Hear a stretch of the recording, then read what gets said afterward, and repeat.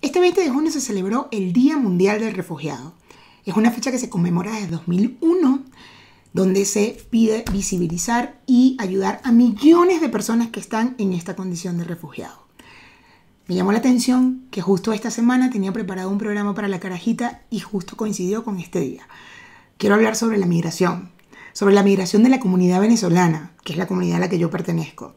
Y todos estos datos importantes sobre esta migración, todas estas cosas que llevamos cuando migramos, que pensamos, que imaginamos que pueden pasar y de repente pueden pasar cosas contrarias o no. Tengo testimonios de personas que me han contado mi propio testimonio sobre la migración y bueno, quiero dedicarle este espacio de La Carajita a la migración venezolana.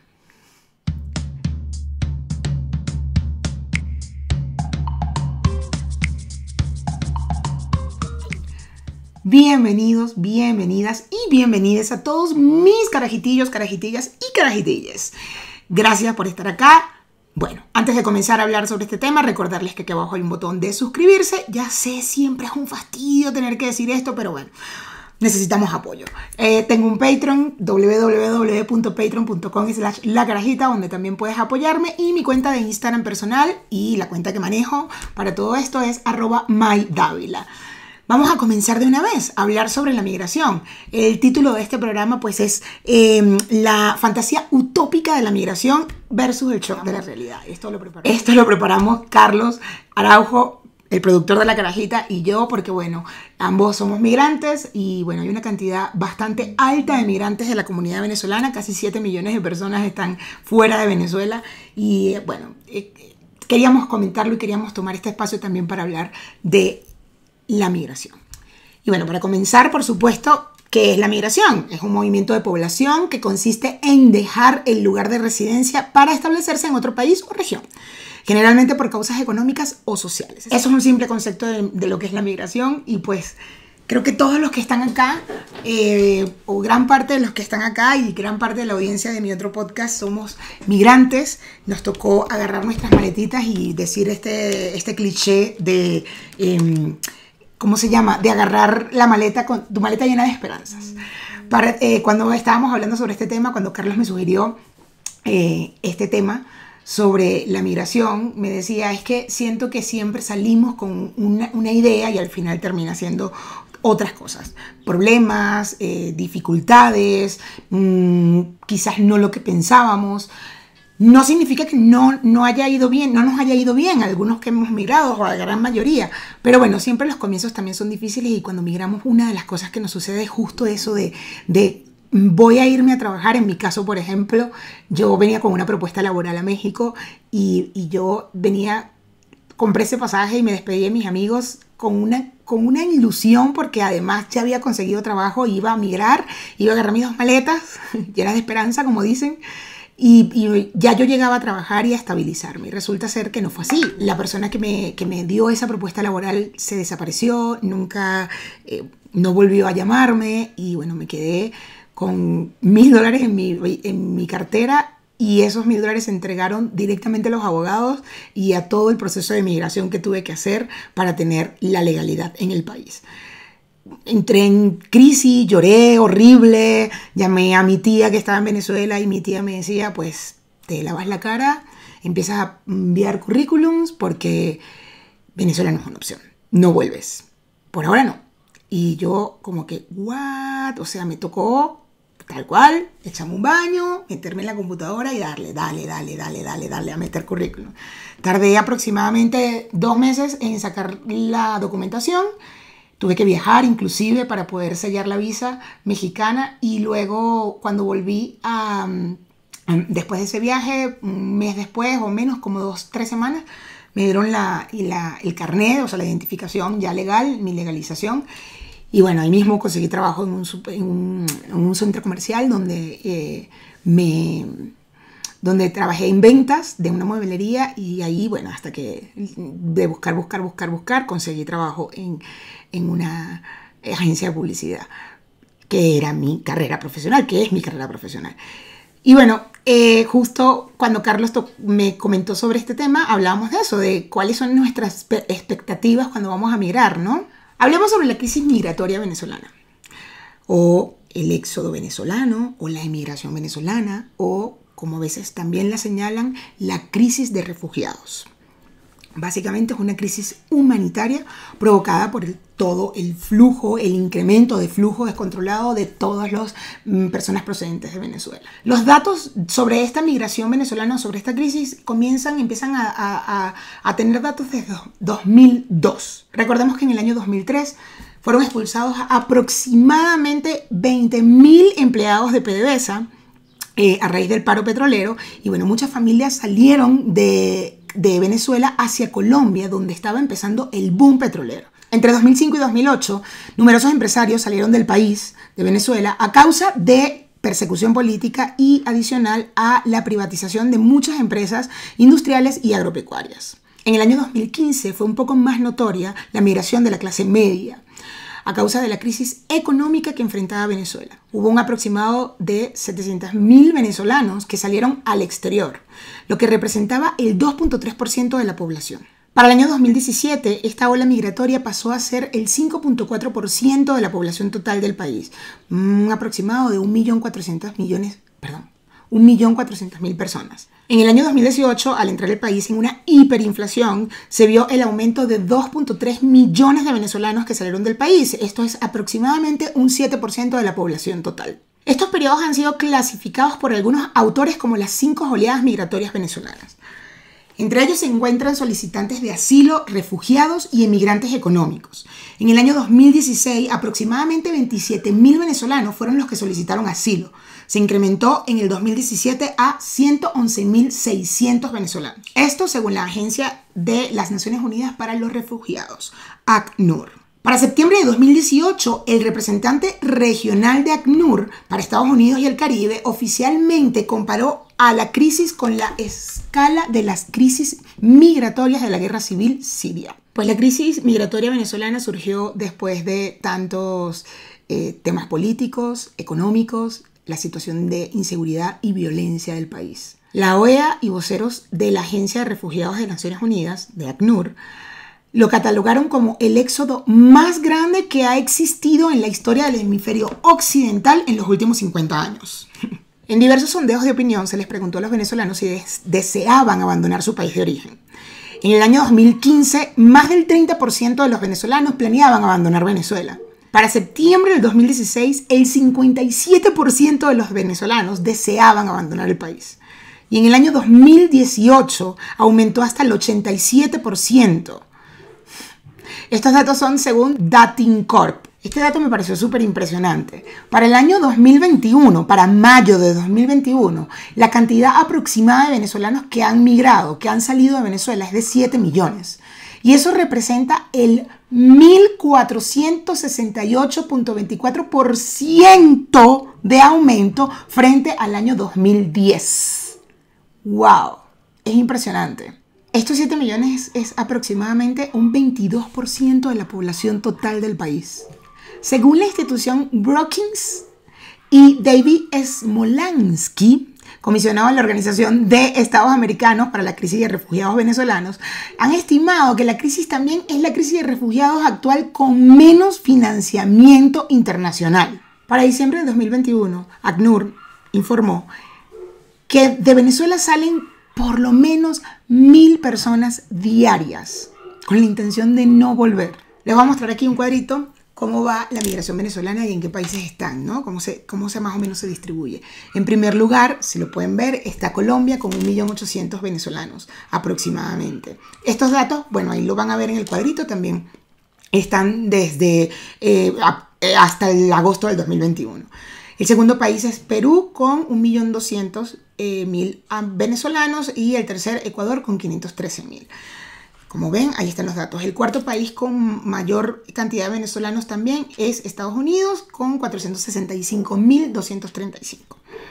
Estos datos son de 2019. Yo podría creer que es un poco más, pero bueno, esos son los datos que tenemos hasta ahora.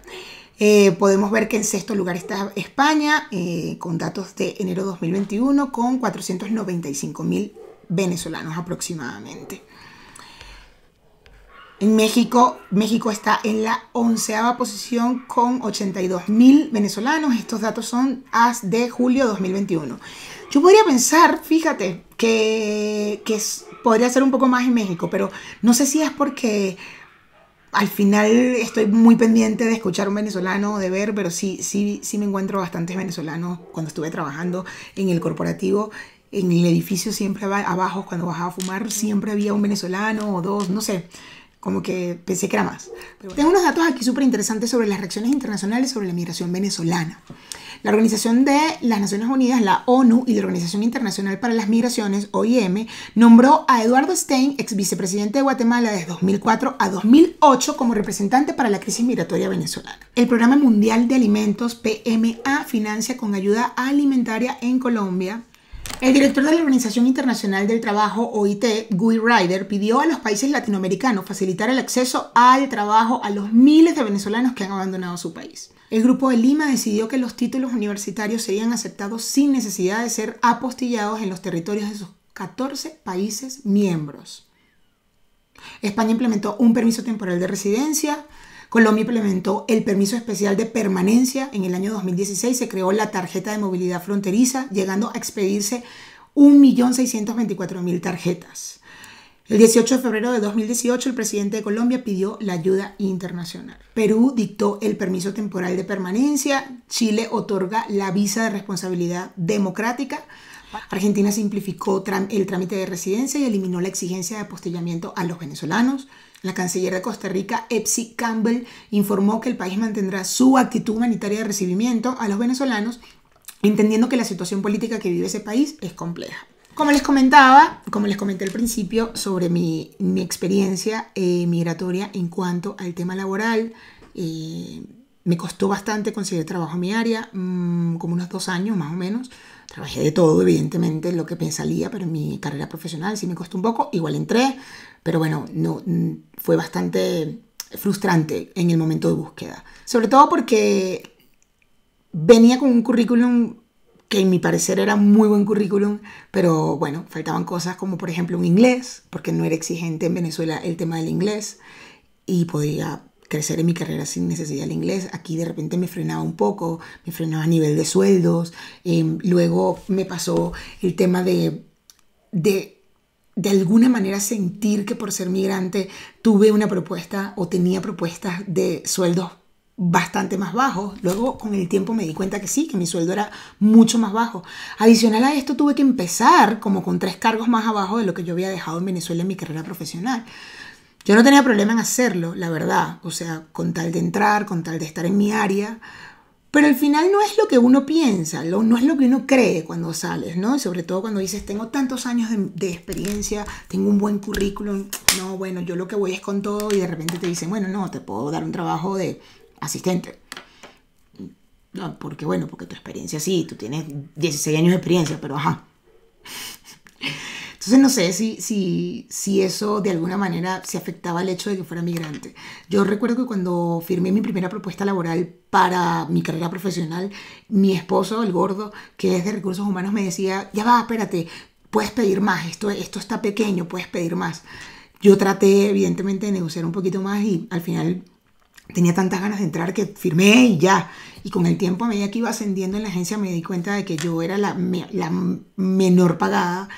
Ascendí muy rápido, me costó bastante, digo ascendí rápido porque ya tengo un background de 16, tenía un background de 16 años de experiencia, pero no fue que ascendí en 3 meses, no, ascendí en un par de años, pero sí cuando de repente ya tuve confianza con mis amigas y teníamos el mismo cargo y no sé qué, y hablando, y en el momento que yo me fui por otra propuesta laboral donde me pagaban el 70% más de lo que ganaba en esa agencia.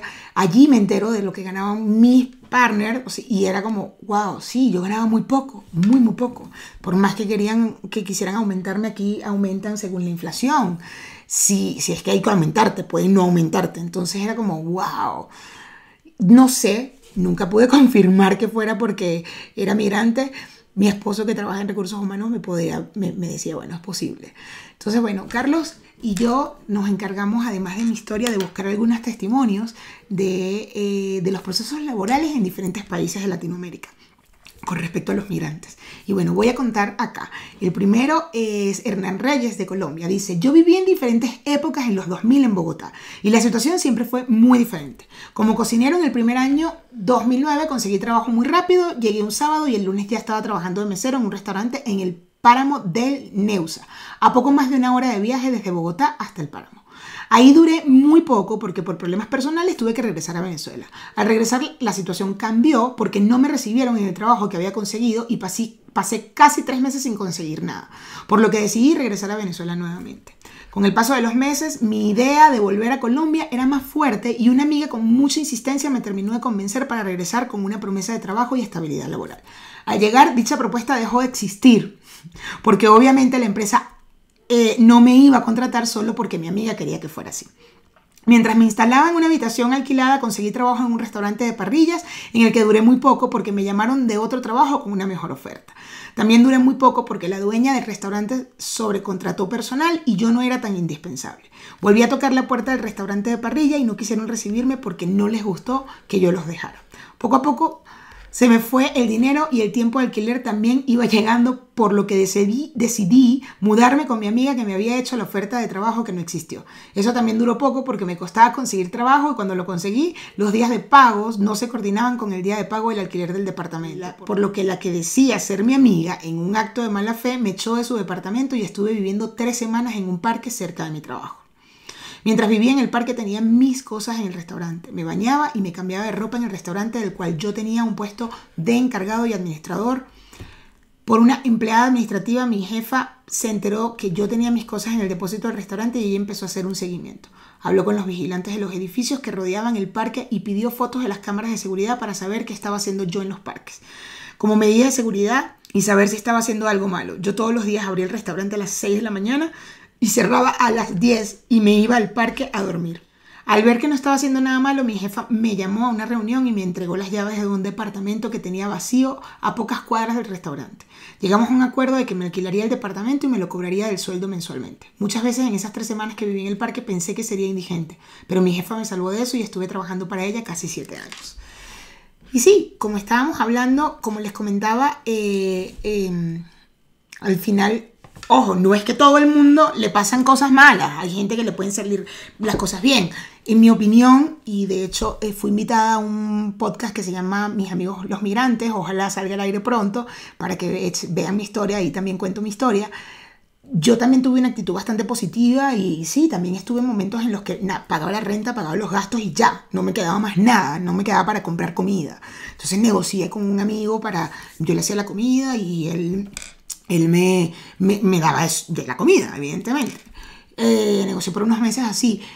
Pero yo tenía una actitud diferente, siempre traté de tener una actitud positiva a todo eso. Es como, esta es la experiencia del migrante y tal. Hay mucha gente que le ha ido bien, hay mucha gente que le ha ido mal, hay mucha gente que ha pasado ronchas al principio y luego ya les va bien. Y bueno, algunos testimonios que están acá, pues evidentemente son un poco para visibilizar las frustraciones y lo que sucede de alguna manera cuando estamos fuera de nuestro país. No significa que todo sea negativo, ¿ok?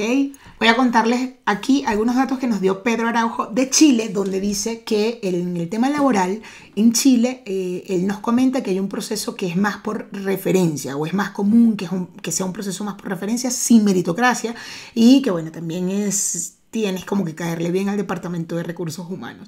Él nos cuenta que hay un proceso que se divide en 3 fases migratorias en el país, en Chile. La primera fue la ola migratoria previo al 2017, que fue cuando llegaron los más calificados. Luego está la segunda fase del 2017 hasta el 2019, por este estallido social del que habíamos hablado y que marcó una diferencia en todo el país.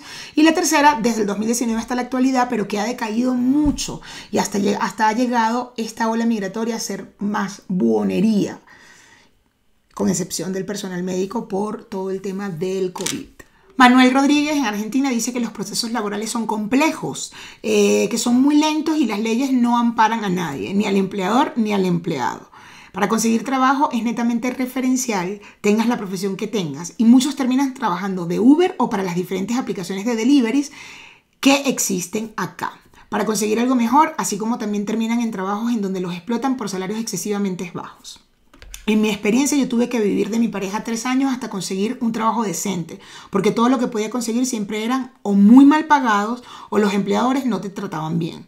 También es cuestión de suerte, porque conozco casos en que llegaron al país y consiguieron empleos maravillosos que todavía mantienen. Santiago García de España dice, yo particularmente llegué en 2014 a Madrid y mis primeros trabajos fueron de promotor de discoteca de ambiente. Me pagaban solo si lograba meter a 10 personas o más en el local. Limpié casas, cuidé personas y trabajé para una compañía de teléfonos vendiendo servicios de puerta a puerta, hasta que conseguí un trabajo de maquillador para una importante empresa.